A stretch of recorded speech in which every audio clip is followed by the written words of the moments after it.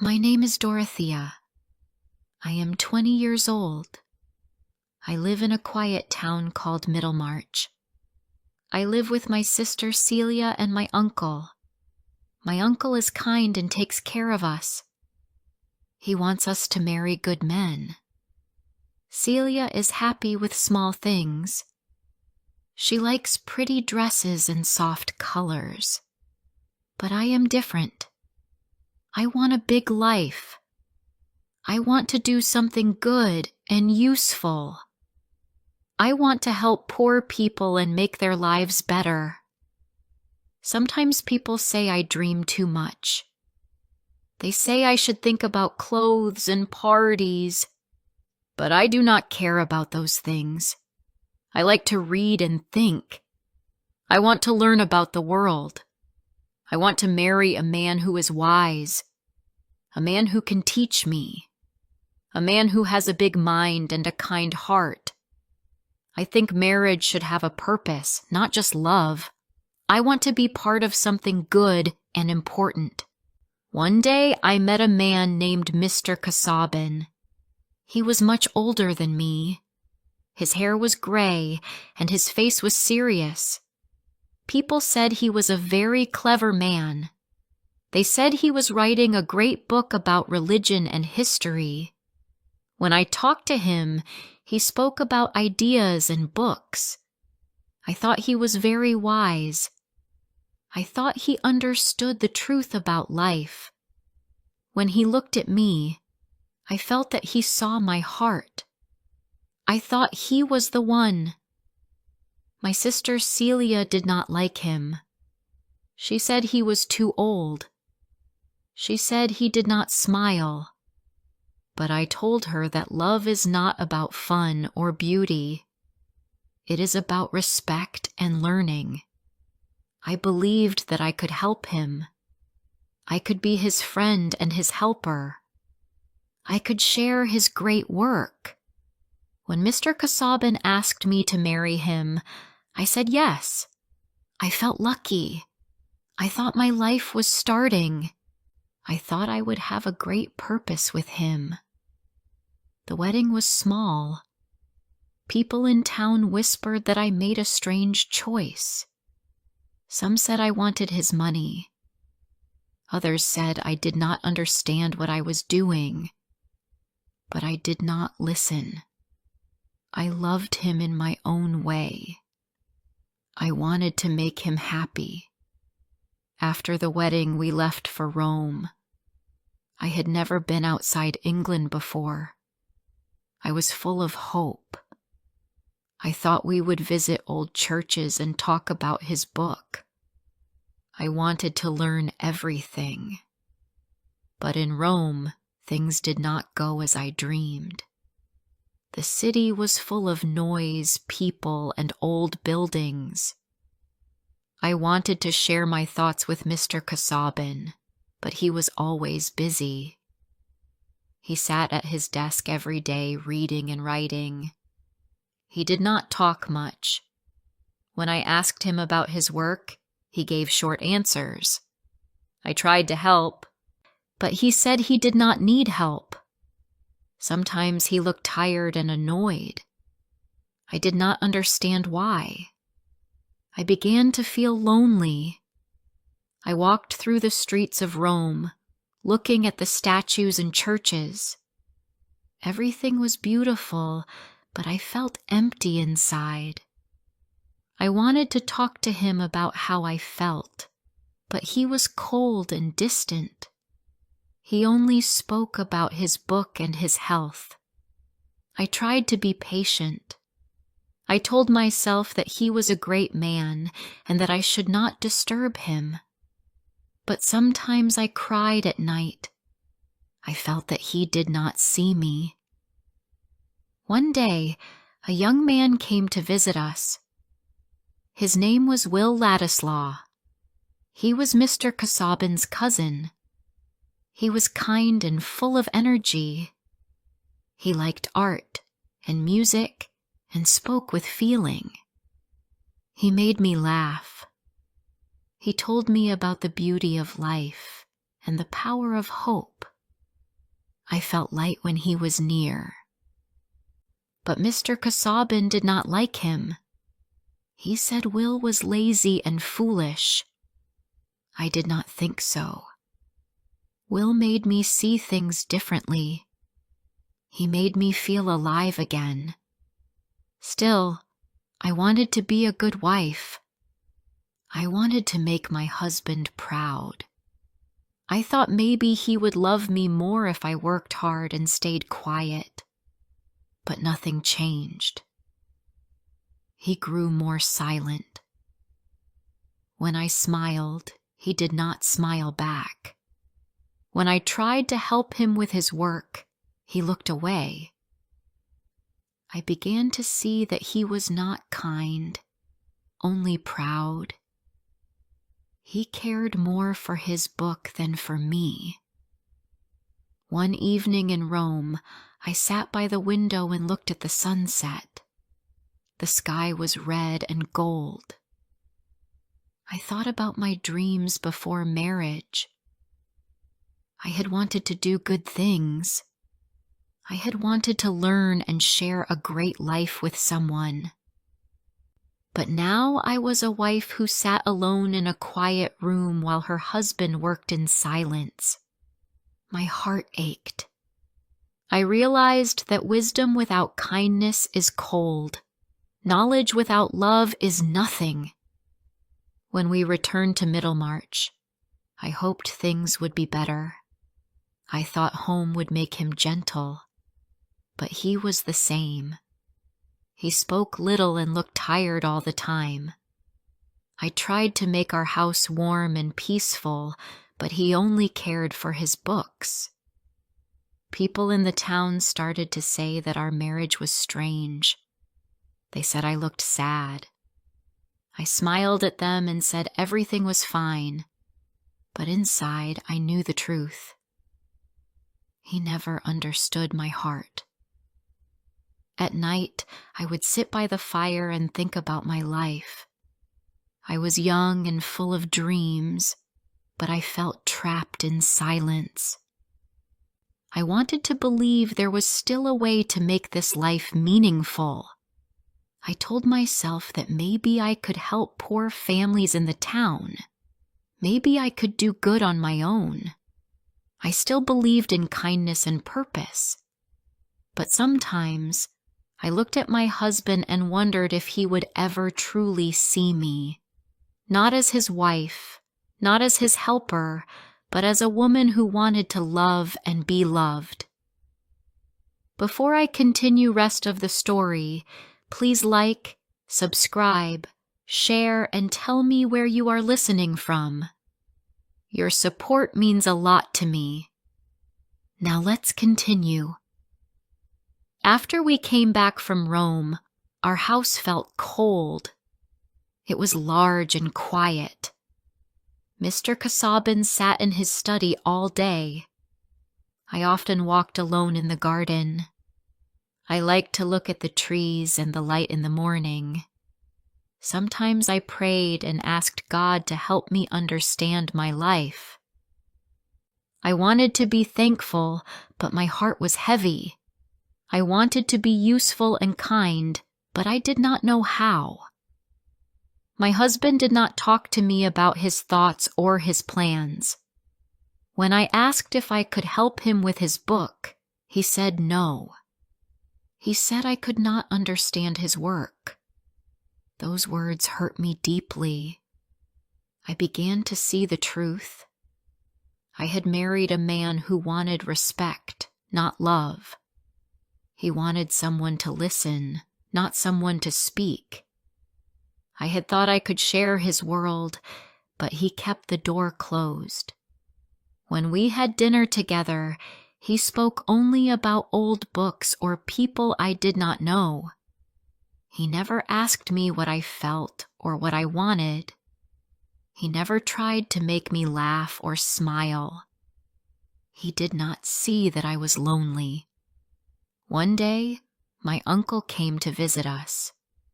He talked with my husband about church and money.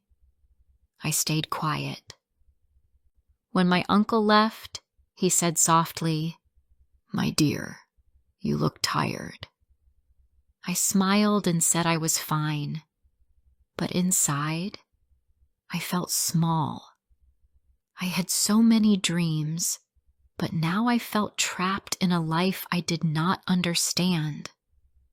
A few weeks later, Will Ladislaw came to Middlemarch.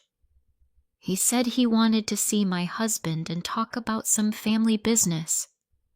When I saw him again, I felt happy. He was warm and friendly, just like before. He asked how I was. I wanted to tell him the truth, but I only said, "I am well."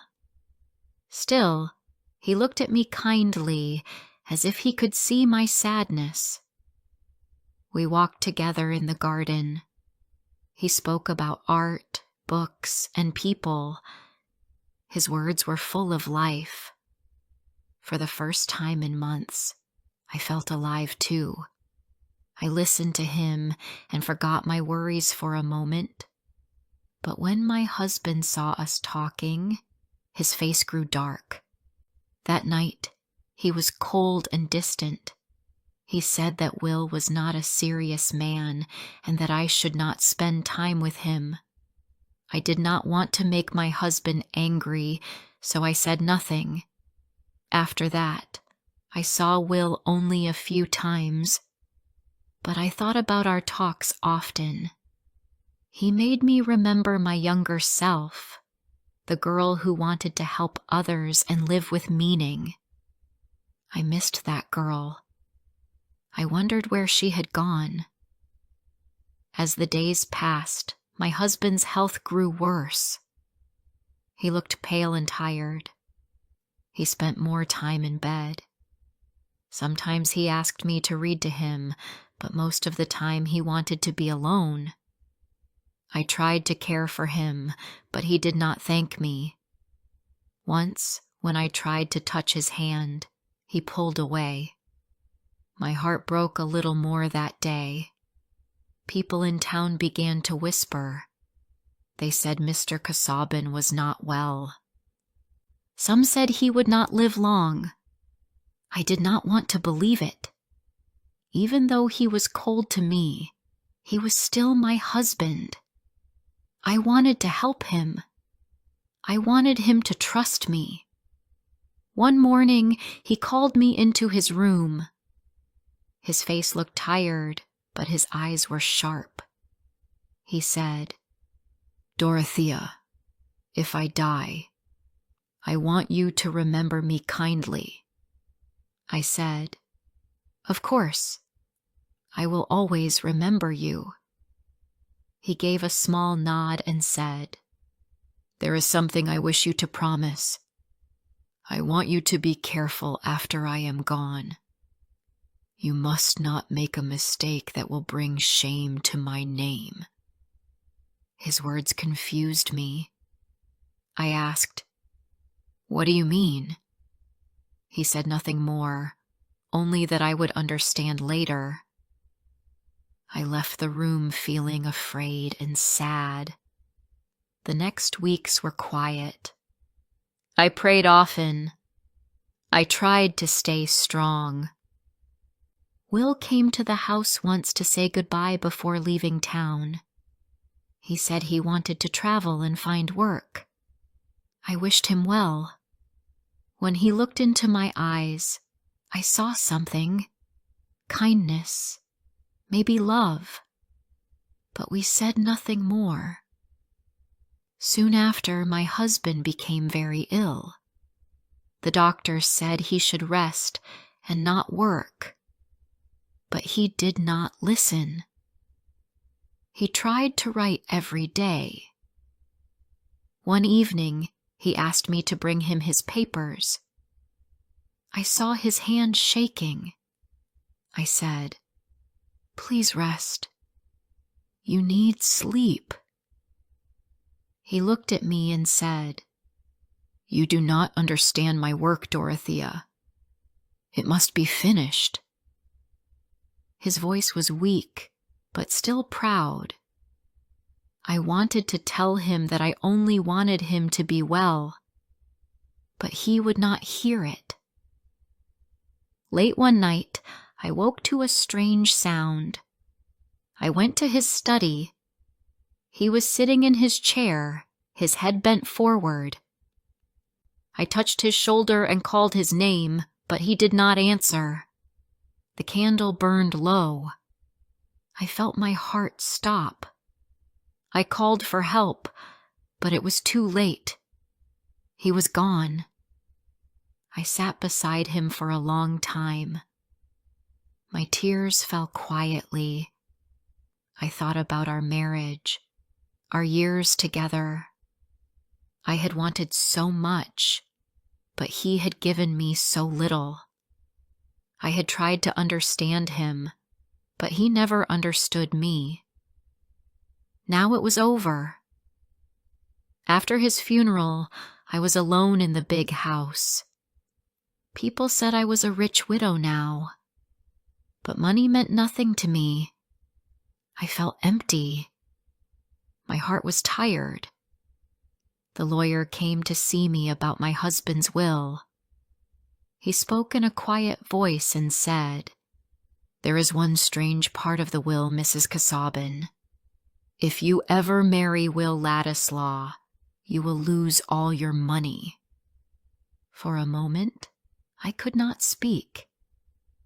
My hands felt cold. My husband had not trusted me even in death. He had written this cruel thing because he was jealous.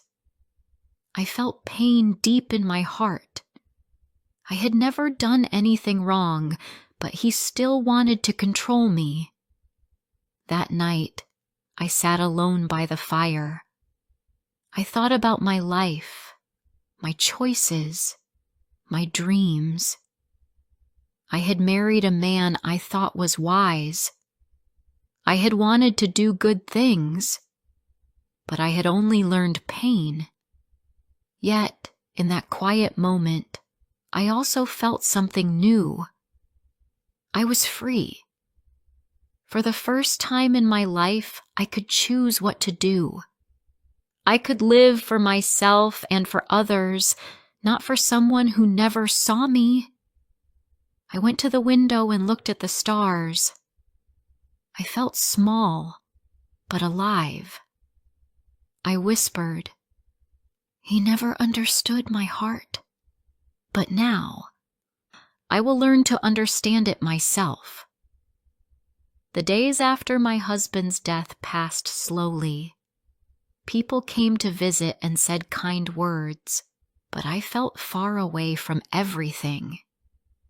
The house was quiet and full of his books.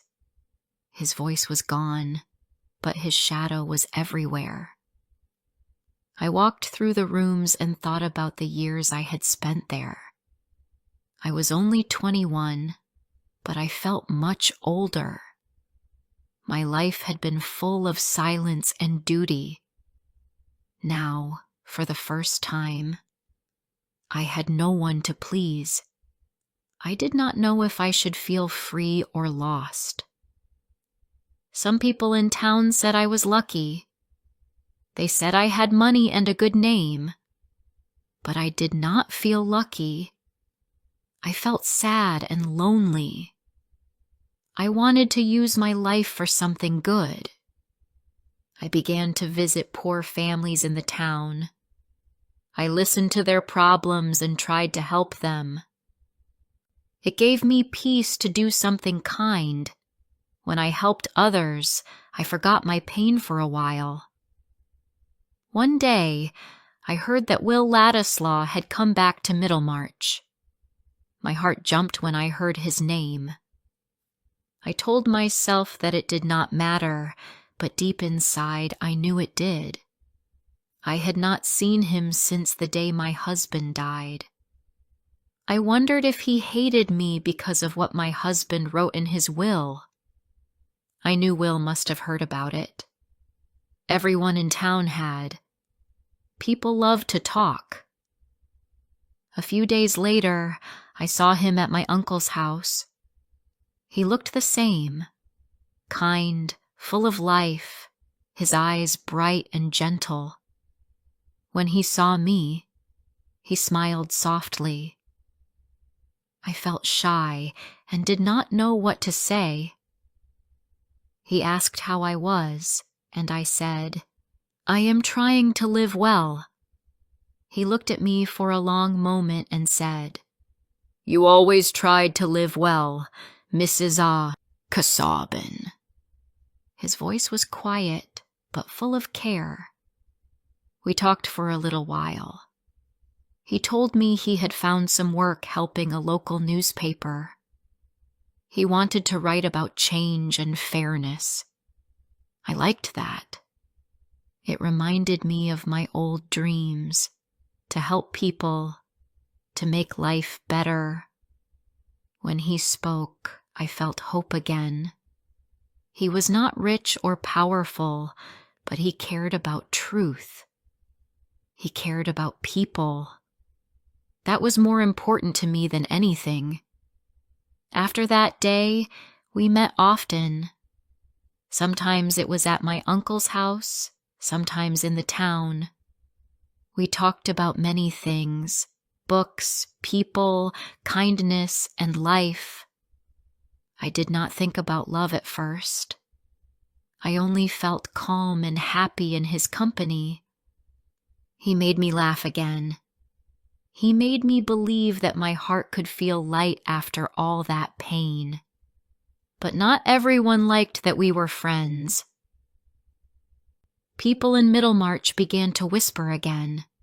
They said it was wrong for a young widow to spend time with her husband's cousin. They said I only liked him because of his looks. I felt angry and hurt. I knew that was not true. But Will heard the same things, and one day he told me he would leave the town.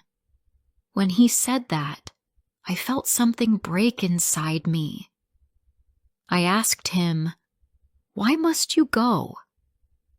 He said, "Because I do not want to bring shame to your name. People talk too much." His words were kind, but they felt like goodbye. I wanted to tell him that I did not care about what people said. I wanted to tell him that I cared about him, but I could not find the words. That night, I could not sleep. I sat by the window and watched the rain. I thought about my husband's will. I thought about how he had tried to keep me tied to the past, and I thought about Will, how he made me feel alive and honest. I realized that I had spent too much time trying to please others. I had lived by other people's rules. I wanted to live by my own heart now. The next morning, I went to find him. He was at the newspaper office working. When he saw me, he looked surprised. I said, "You must not leave because of me. I am not afraid of people's talk. Let them say what they like. I want to be your friend. I want to stand by what I feel." His eyes filled with light. He said softly, "Dorothea, you do not know what that means to me." I smiled and said, "Yes, I do." From that day, things changed. We saw each other often, but we were careful. We talked about the world, about work, and about helping others. I began to feel strong again.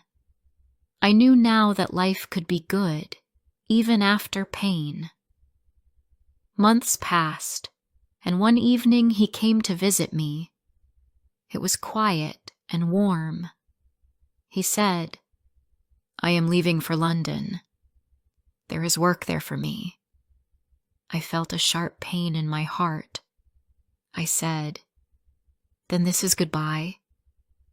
He looked down and said, "Only if you want it to be." For a moment we were both silent. Then I said softly, I do not want it to be goodbye." He took my hand, and we both understood. When he left for London, I stayed in Middlemarch for a while. People still talked, but I stopped caring. I knew what was right for me. 1 year later, I went to London to marry Will. Many people in town were shocked.